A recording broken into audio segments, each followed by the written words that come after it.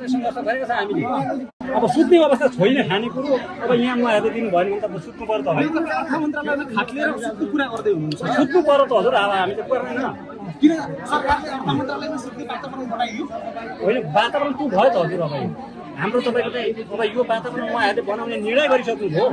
7 जना सचिवले, राज्यको सचिवले 7 जना सचिवले चाहिँ निर्णय गरेको कुरालाई अब हाम्रो तपाईँको चाहिँ यो कुरालाई बदर हो भनेर हामीले भन्न सक्छौँ। होइन, विश्वको लागू गर्नु पर्यो नि। विश्वकै उत्कृष्ट अर्थमन्त्री हुनुहुन्छ, हो, डाक्टर हुनुहुन्छ उहाँ, डक्टर हुनुहुन्छ। डक्टर पढ्नु परिषद डक्टर पढ्नु सामान्य अर्थ छैन।